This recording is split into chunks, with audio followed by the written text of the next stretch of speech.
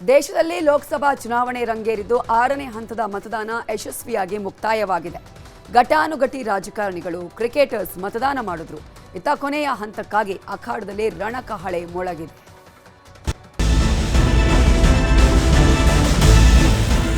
ಭಾರತದಲ್ಲಿ ಸಾರ್ವತ್ರಿಕ ಲೋಕಸಭಾ ಚುನಾವಣೆ ಅಂತಿಮ ಘಟ್ಟದತ್ತ ಸಾಗಿದೆ.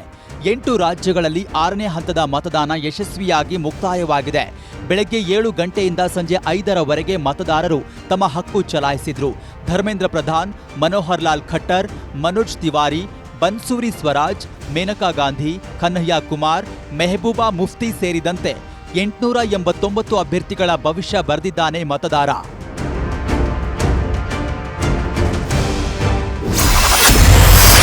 ರಾಜಕೀಯ ನಾಯಕರು, ಕ್ರಿಕೆಟರ್ಸ್ ವೋಟಿಂಗ್.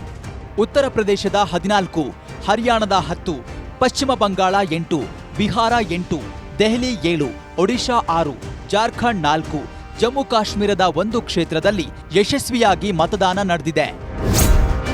6 ಹಂತದ ಮತದಾನದ ವೇಳೆ ಘಟಾನುಘಟಿ ನಾಯಕರು ಮತದಾನ ಮಾಡಿದ್ರು. ರಾಷ್ಟ್ರಪತಿ ದ್ರೌಪದಿ ಮುರ್ಮು, ಮಾಜಿ ರಾಷ್ಟ್ರಪತಿ ರಾಮನಾಥ್ ಕೋವಿಂದ್, ಸೋನಿಯಾ ಗಾಂಧಿ, ವಿದೇಶಾಂಗ ಸಚಿವ ಜೈಶಂಕರ್, ಅರವಿಂದ್ ಕೇಜ್ರಿವಾಲ್, ರಣದೀಪ್ ಸಿಂಗ್, ಪ್ರಿಯಾಂಕಾ ವಾದ್ರಾ, ಮಗಳು ಸೇರಿದಂತೆ ಹಲವು ರಾಜಕೀಯ ನಾಯಕರು ತಮ್ಮ ಹಕ್ಕು ಚಲಾಯಿಸಿದ್ರು.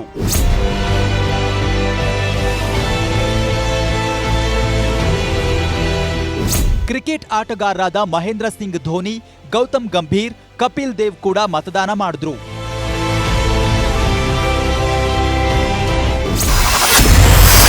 ಪಶ್ಚಿಮ ಬಂಗಾಳದ ಹಲವೆಡೆ ಘರ್ಷಣೆ ಮಧ್ಯೆ ಮತದಾನದ ವೇಳೆ ಹಲವು ರಾಜ್ಯಗಳಲ್ಲಿ ಘರ್ಷಣೆ ಉಂಟಾಗಿದೆ. ಪಶ್ಚಿಮ ಬಂಗಾಳದ ಗಾರ್ಪೇಟಾ ಪ್ರದೇಶದಲ್ಲಿ ಬಿಜೆಪಿ ಅಭ್ಯರ್ಥಿ ಮೇಲೆ ಕಿಡಿಗೇಡಿಗಳು ಹಲ್ಲೆ ಮಾಡಿದ್ದಾರೆ. ಈ ವೇಳೆ ಭದ್ರತಾ ಸಿಬ್ಬಂದಿ ದುಷ್ಕರ್ಮಿಗಳನ್ನ ಓಡಿಸಿದ್ದಾರೆ.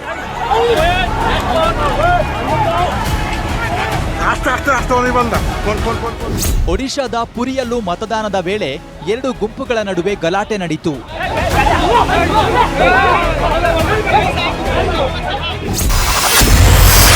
ಲೋಕ ರಣಕಣದಲ್ಲಿ ಕೊನೆಯ ಹಂತದ ಕಸರತ್ತು. 6ನೇ ಹಂತದ ಮತದಾನ ಮುಕ್ತಾಯವಾಗಿದ್ದು, ಕೊನೆ ಹಂತದ ಚುನಾವಣಾ ಕ್ಷೇತ್ರಗಳಲ್ಲಿ ಘಟಾನುಘಟಿ ನಾಯಕರು ಪ್ರಚಾರ ಮಾಡ್ತಿದ್ದಾರೆ. ಮತ ಅಖಾಡದಲ್ಲಿ ಕಾಂಗ್ರೆಸ್ ಹಾಗೂ ಬಿಜೆಪಿ ನಾಯಕರ ವಾಕ್ಸಮರ ಜೋರಾಗಿದೆ. ವೋಟ್ಗಾಗಿ ಕಾಂಗ್ರೆಸ್ ಗುಲಾಮಗಿರಿ ಮಾಡ್ತಿದೆ ಅಂತ ಮೋದಿ ಕಿಡಿಕಾರಿದ್ರೆ, ಮೋದಿ ರೈತ ವಿರೋಧಿ ಸರ್ಕಾರ ನಡೆಸುತ್ತಿದ್ದಾರೆ ಅಂತ ಕಾಂಗ್ರೆಸ್ ಕುಟುಕಿದೆ. मोदी के लिए संविधान सर्वोपरि है. मोदी के लिए बाबा साहब आम्बेडकर की भावना सर्वोपरि है. इंडिया अलायंस को अपने वोट बैंक की गुलामी करनी है तो करें, उनको वहां जाके मुजरा करना है तो भी करें. मैं एससी, एसटी, ओबीसी आरक्षण के साथ डट करके खड़ा हूं, खड़ा रहूंगा, जब तक जान है लड़ता रहूंगा. मोदी जी एक गरीब विरोधी, किसान विरोधी सरकार चला रहे हैं. किसानों के कितने संकट हैं आज. हर चीज को महंगा कर दिया है. खेती से कमाई नहीं हो रही है. कर्ज लेता है किसान, कर्ज में डूब जाता है, आत्महत्या करता है. लेकिन जब कर्ज माफी की बात होती है तो मोदी जी से आप सुनते हैं ये शब्द, कर्ज माफी की बातें सुनते हैं. ನೆಟ್ವರ್ಕ್ 18ಗೆ ಎಕ್ಸ್ಕ್ಲೂಸಿವ್ ಸಂದರ್ಶನ. ಲೋಕಸಭೆ ಚುನಾವಣೆ ಹಿನ್ನೆಲೆಯಲ್ಲಿ ಪ್ರಧಾನಿ ನರೇಂದ್ರ ಮೋದಿ ನೆಟ್ವರ್ಕ್ 18ಗೆ ಎಕ್ಸ್ಕ್ಲೂಸಿವ್ ಸಂದರ್ಶನ ಕೊಟ್ಟಿದ್ದಾರೆ. ಪ್ರಧಾನಿ ಮೋದಿ ಅವರನ್ನ 4 ಬಾರಿ ಸಂದರ್ಶನ ಮಾಡಿದ ಏಕೈಕ ನೆಟ್ವರ್ಕ್ ನಮ್ಮದು. ಮುಂದಿನ 5 ವರ್ಷಗಳ ಭಾರತದ ಭವಿಷ್ಯದ ಪರಿಕಲ್ಪನೆ ಬಿಚ್ಚಿಟ್ಟಿದ್ದಾರೆ ಮೋದಿ. ಟಾರ್ಗೆಟ್ 400, ಚುನಾವಣಾ ಅಜೆಂಡಾ, ಬಲಿಷ್ಠ ಆರ್ಥಿಕ ರಾಷ್ಟ್ರ ನಿರ್ಮಾಣದ ಬಗ್ಗೆ ಪ್ರಧಾನಿ ಮೋದಿ ಮಾತನಾಡಿದ್ದಾರೆ. 21वीं सदी का जो जीवन है अथवा 21वीं सदी में जिसने जन्म लिया है वो अब निर्णायक एज ग्रुप में पहुंच गया है. तो एक बहुत बड़ा फैक्टर मैं इसको देख रहा हूं. और उसने महिला वर्ग, उन्हें लगा है कि हम एक समाज का एक हिस्सा इतना ही नहीं है, हम समाज में बहुत कंट्रीब्यूट कर सकते हैं. हम किसी से कम नहीं हैं, हम कुछ कर सकते हैं. उनके भीतर भी कुछ करना, जो करते हैं उससे अतिरिक्त करना, जो परंपरागत है उससे बाहर जाके करना, ये जज्बा पैदा हुआ है। और इसलिए मुझे विश्वास है कि इस बार मजबूत सरकार, स्थिर सरकार, 400 पार वाली सरकार, निर्णायक सरकार, भविष्य की तरफ जाने वाली सरकार, ये मैं देख रहा हूं। ದಕ್ಷಿಣ ಭಾರತದಲ್ಲಿ ಈ ಬಾರಿ ಬಿಜೆಪಿ ಹೆಚ್ಚು ಕೇಂದ್ರೀಕರಿಸಿದ್ಯಾ ಪ್ರಶ್ನೆಗೂ ಪ್ರಧಾನಿ ಮೋದಿ ಉತ್ತರಿಸಿದ್ರು. मेरा फोकस पूरा हिंदुस्तान है, मैं टुकड़ों में नहीं सोचता और चुनाव के लिए मैं काम नहीं करता हूं।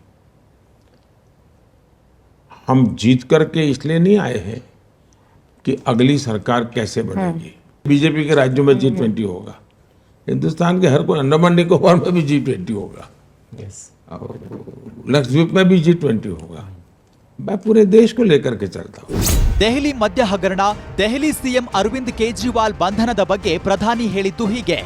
होता क्या, पहले जमाने में डाकू होते थे, महिमा मंडन होता था उनका, वो डकैती करते थे, महिमा मंडन होता था समाज में, अखबारों में भी। मैं जो पहले के जमाने में 2-2 पेज स्टोरी, कवर स्टोरी मिलती थी उनको कि ऐसा ऐसा उसका तो जीवन ऐसा, वो तो ऐसा कर सकता है, और वो बड़े बन जाते थे। दुर्भाग्य से अब राजनेताओं को ये बेनिफिट मिलने लगा है कि इतना भ्रष्ट लोगों का। मैं तो हैरान हूं कि कोई अखबार वाला किसी भ्रष्ट व्यक्ति का इंटरव्यू लेने जाए। ಒಟ್ಟಾರೆ 6ನೇ ಹಂತದ ಚುನಾವಣೆ ಘರ್ಷಣೆಗಳ ನಡುವೆಯೇ ಯಶಸ್ವಿಯಾಗಿ ಮುಕ್ತಾಯವಾಗಿದೆ. ಇತ್ತ 7ನೇ ಹಂತದ ಚುನಾವಣಾ ಅಖಾಡದಲ್ಲಿ ನಾಯಕರ ಮಾತಿನ ಸಮರ ತಾರಕಕ್ಕೇರಿದ್ದು, ಜೂನ್ 4ರಂದು ಮತದಾರ ಯಾರಿಗೆ ಮತ ಸೋತಿದ್ದಾನೆ ಅನ್ನೋದು ಗೊತ್ತಾಗಲಿದೆ. Bureau report, news 18. ಮತ್ತಷ್ಟು ಪ್ರಮುಖ ಸುದ್ದಿಯನ್ನು ಕ್ವಿಕ್ ಆಗಿ ನೋಡೋಣ. ರಣಕಹಳೆ ಎಕ್ಸ್ಪ್ರೆಸ್. ಬಿಜೆಪಿಯಿಂದ ಮತ್ತೆ ಆರ್ಎಸ್ಎಸ್ಗೆ ಜಿವಿ ರಾಜೇಶ್ ಮರಳಿದ್ದಾರೆ. ಬಿಜೆಪಿ ರಾಜ್ಯ ಸಂಘಟನಾ ಪ್ರಧಾನ ಕಾರ್ಯದರ್ಶಿಯಾಗಿದ್ದ ರಾಜೇಶ್ರನ್ನ ಬಿಜೆಪಿಯಿಂದ ಆರ್ಎಸ್ಎಸ್ ವಾಪಸ್ ಕರೆಸಿಕೊಂಡಿದೆ. ಆರ್ಎಸ್ಎಸ್ ಸಾಮರಸ್ಯ ಗತಿವಿಧಿ ಪ್ರಾಂತ ಸಹ ಸಂಯೋಜಕರಾಗಿ ನೇಮಕ ಮಾಡಲಾಗಿದೆ. ಕರ್ನಾಟಕ ಉಗ್ರರ ಸ್ಲೀಪಿಂಗ್ ಸೆಲ್ ಆಗಿ ಮಾರ್ಪಾಡಾಗ್ತಿದೆ ಅಂತ ಕೇಂದ್ರ ಸಚಿವ ಪ್ರಹ್ಲಾದ್ ಜೋಶಿ ಆರೋಪಿಸಿದ್ದಾರೆ. ಕಾಂಗ್ರೆಸ್ ಅಧಿಕಾರಕ್ಕೆ ಬಂದ ಮೇಲೆ ರಾಜ್ಯದಲ್ಲಿ ಉಗ್ರ ಚಟುವಟಿಕೆ ಹೆಚ್ಚಾಗ್ತಿವೆ, ಮತಾಂಧರಿಗೆ ಕರ್ನಾಟಕ ಸುರಕ್ಷಿತ ತಾಣವಾಗಿ ಬಿಟ್ಟಿದೆ ಅಂತ ಕಿಡಿಕಾರಿದ್ದಾರೆ. ಕೆಪಿಸಿಸಿ ಅಧ್ಯಕ್ಷ ಸ್ಥಾನ ಕೊಟ್ಟರೆ ಮಂತ್ರಿ ಸ್ಥಾನ ತ್ಯಾಗ ಮಾಡ್ತೀನಿ ಅಂತ ಡಿಕೆಶಿಗೆ ಸಚಿವ ಕೆಎನ್ ರಾಜಣ್ಣ ಟಾಂಗ್ ಕೊಟ್ಟಿದ್ದಾರೆ. ಕೆಪಿಸಿಸಿಗೆ ನನ್ನನ್ನ ಅಧ್ಯಕ್ಷನನ್ನಾಗಿ ಮಾಡಲಿ, ನಾನು ಮಂತ್ರಿ ಸ್ಥಾನ ಬಿಡೋಕೆ ಸಿದ್ಧ ಎಂದಿದ್ದಾರೆ. ಸಿಎಂ ಸಿದ್ದರಾಮಯ್ಯ ಮತ್ತು ಡಿಸಿಎಂ ಡಿಕೆ ಶಿವಕುಮಾರ್ ಧರ್ಮಸ್ಥಳಕ್ಕೆ ಭೇಟಿ ನೀಡಿ ಮಂಜುನಾಥನಿಗೆ ವಿಶೇಷ ಪೂಜೆ ಸಲ್ಲಿಸಿದ್ರು. ಧರ್ಮಸ್ಥಳಕ್ಕೆ ಸಿದ್ದರಾಮಯ್ಯ ಹೋಗ್ತಿದ್ದಂತೆ ಅವರ ಎದುರೇ ಭಕ್ತರು ಮೋದಿ ಮೋದಿ ಅಂತ ಕೂಗಿದ್ದಾರೆ. ಸಿಎಂಗೆ ಭೈರ್ತಿ ಸುರೇಶ್, ಕೆ ವೆಂಕಟೇಶ್ ಸೇರಿ ಹಲವರು ಸಾಥ್ ನೀಡಿದ್ರು. ಡಿಕೆ ಶಿವಕುಮಾರ್ 100% ಸಿಎಂ ಆಗ್ತಾರೆ ಅಂತ ಎಂಎಲ್ಸಿ ಪುಟ್ಟಣ್ಣ ಹೇಳಿದ್ದಾರೆ. ಹಿತ್ತಿಲ ಬಾಗಿಲಲ್ಲಿ ಕೆಲವರು ಸಿಎಂ ಆದ್ರು, ಯಾರ್ಯಾರನ್ನೋ ಮಾಡಿದ್ದೇವೆ, ನಮ್ಮ ಮನೆ ಮಗ ಸಿಎಂ ಆಗಲಿ ಬಿಡಿ ಎಂದಿದ್ದಾರೆ. ಸುಳ್ಳು ಹೇಳುವ ಮೂಲಕವೇ ರಾಹುಲ್ ಗಾಂಧಿ ರಾಜಕೀಯದಲ್ಲಿ ಹೊಸ ಟ್ರೆಂಡ್ ಸೃಷ್ಟಿಸಿದ್ದಾರೆ ಅಂತ ಅಮಿತ್ ಶಾ ವ್ಯಂಗ್ಯವಾಡಿದ್ದಾರೆ. ತಮ್ಮ ಪಕ್ಷದ ಲಾಭಕ್ಕಾಗಿ ಅಗ್ನಿವೀರ್ ಯೋಜನೆ ಬಗ್ಗೆ ತಪ್ಪು ಕಲ್ಪನೆ ಹರಡುತ್ತಿದ್ದಾರೆ. ಸುಳ್ಳಿನ ವಿಷಯವನ್ನೇ ಸಮಸ್ಯೆಯಾಗಿಸಬೇಕು ಅನ್ನೋ ಹೊಸ ಸಂಪ್ರದಾಯವನ್ನ ರಾಹುಲ್ ಆರಂಭಿಸಿದ್ದಾರೆ ಎಂದರು. ಇಂಡಿ ಬಣ ಅಧಿಕಾರಕ್ಕೆ ಬಂದ 3 ದಿನದಲ್ಲಿ ಪ್ರಧಾನಿ ಆಯ್ಕೆ ಆಗ್ತಾರೆ ಅಂತ ಜೈರಾಮ್ ರಮೇಶ್ ಹೇಳಿದ್ದಾರೆ. ಇಂಡಿ ಒಕ್ಕೂಟಕ್ಕೆ ನಿರ್ಣಾಯಕ ಜನಾದೇಶ ಈಗಾಗಲೇ ಸಿಕ್ಕಿದ್ದು, ಪ್ರಧಾನಿ ಮೋದಿ ಹಾಗೂ ಬಿಜೆಪಿಗೆ ಭಯ ಹುಟ್ಟಿದೆ ಎಂದಿದ್ದಾರೆ. ಜಯಲಲಿತಾ ಹಿಂದುತ್ವದ ನಾಯಕಿ ಎಂದ ಅಣ್ಣಾಮಲೈಗೆ ಶಶಿಕಲಾ ನಟರಾಜನ್ ತಿರುಗೇಟು ಕೊಟ್ಟಿದ್ದಾರೆ. ಜಯಲಲಿತಾ ಅವರಿಗೆ ದೇವರಲ್ಲಿ ನಂಬಿಕೆ ಇತ್ತು ಎಂಬುದು ಎಲ್ಲರಿಗೂ ಗೊತ್ತಿರುವ ಸಂಗತಿ. ಅವರು ಎಲ್ಲರನ್ನೂ ಸಮಾನವಾಗಿ ಕಾಣುವ ಏಕೈಕ ನಾಯಕಿಯಾಗಿದ್ರು ಎಂದಿದ್ದಾರೆ. ಮೊದಲ 5 ಹಂತಗಳ ಚುನಾವಣೆಗಳಲ್ಲಿ ಚಲಾವಣೆಯಾದ ಮತಗಳ ಪೈಕಿ ಅಂಶಗಳನ್ನು ಚುನಾವಣಾ ಆಯೋಗ ಬಿಡುಗಡೆ ಮಾಡಿದೆ. ಮತದಾನ ಪ್ರಮಾಣ ಪ್ರಕಟಿಸಲು ವಿಳಂಬದಿಂದ ಚುನಾವಣಾ ಆಯೋಗ ಟೀಕೆಗೆ ಗುರಿಯಾಗಿತ್ತು. ವಿಪಕ್ಷಗಳು ಆಯೋಗದ ವಿರುದ್ಧ ಕಿಡಿಕಾರಿದ್ರು. ಇಂದು ಭಾರತಕ್ಕೆ ರೆಮೆಲ್ ಚಂಡಮಾರುತ ಅಪ್ಪಳಿಸಲಿದೆ ಅಂತ ಭಾರತೀಯ ಹವಾಮಾನ ಇಲಾಖೆ ಮಾಹಿತಿ ನೀಡಿದೆ. ಇದರಿಂದ ಬಾಂಗ್ಲಾದೇಶ ಮತ್ತು ಪಕ್ಕದ ಪಶ್ಚಿಮ ಬಂಗಾಳದಲ್ಲಿ ಭೂಕುಸಿತ ಆಗಲಿದೆ. ಈ ಚಂಡಮಾರುತವು ಗಂಟೆಗೆ 110ರಿಂದ 120 ಕಿಲೋಮೀಟರ್ ವೇಗದಲ್ಲಿ ಅಪ್ಪಳಿಸಲಿದ್ದು, 135 ಕಿಲೋಮೀಟರ್ ವೇಗದಲ್ಲಿ ಬಿರುಗಾಳಿ ಎಬ್ಬಿಸಲಿದೆ. ಕನ್ನಡಿಗರ ನೆಚ್ಚಿನ ನ್ಯೂಸ್ 18 ಕನ್ನಡ ಈಗ ವಾಟ್ಸ್ಆಪ್ನಲ್ಲೂ ಲಭ್ಯ. ಕರ್ನಾಟಕ, ದೇಶ ವಿದೇಶಗಳ 360 ಡಿಗ್ರಿ ಸುದ್ದಿಯ ವಿವರಗಳನ್ನ ನಿಮ್ಮ ಕೈ ಬೆರಳುಗಳಲ್ಲೇ ಪಡಿಲಿಕ್ಕೆ ಈ QR ಕೋಡ್ ಅನ್ನ ಸ್ಕ್ಯಾನ್ ಮಾಡಿ, ನಮ್ಮ ಚಾನಲ್ ಫಾಲೋ ಮಾಡಿ, ನೋಟಿಫಿಕೇಶನ್ ಆನ್ ಮಾಡಿ.